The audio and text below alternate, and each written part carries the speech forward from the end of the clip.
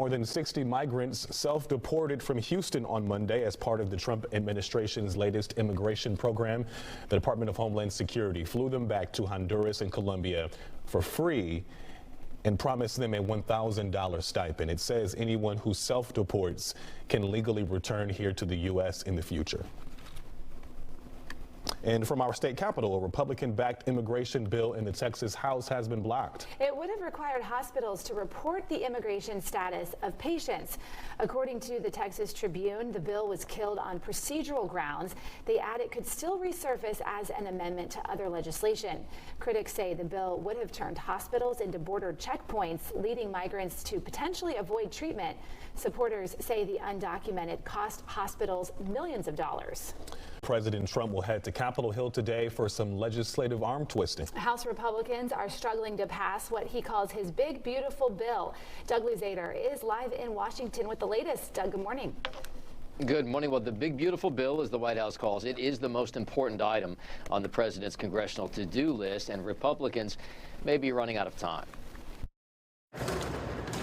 House Speaker Mike Johnson ascends a winding staircase in the U.S. Capitol with plenty of twists and turns ahead as the clock continues to tick on Capitol Hill. We're almost there, and I'm very optimistic that we will find the right equilibrium point to get this bill delivered. We have another bill coming up. Do you think we'll get that vote? Maybe not. We should, but we probably won't. President Trump yesterday joking about getting bipartisan support for what he calls his big, beautiful bill, but don't count on it. The combination of tax cut extensions and work requirements for welfare programs like Medicaid won't win Democratic support.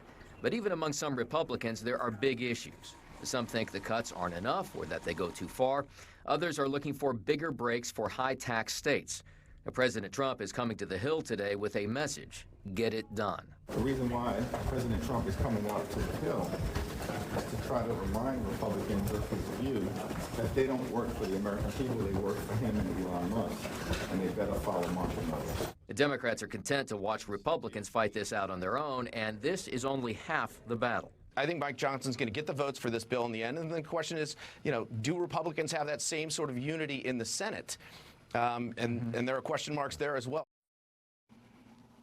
And the timeline here is pretty unforgiving. The White House wants to have the House pass this by Memorial Day. That is less than a week away. And back to you guys. So obviously with Republicans obviously differing in their opinions on this, and then Democrats clearly not going to vote for this whatsoever, it seems like their timeline is probably not going to match for Memorial Day, right? Well, they're still, in theory, on track to get it done by then, so it's certainly possible, but, it's very difficult to predict. Yeah. All right. All right. Thank you, Doug.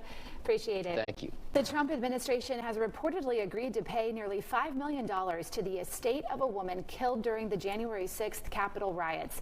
It will resolve a $30 million lawsuit filed by the family of Ashley Babbitt. A Capitol police officer shot her as she tried to climb through the broken window of a barricaded door.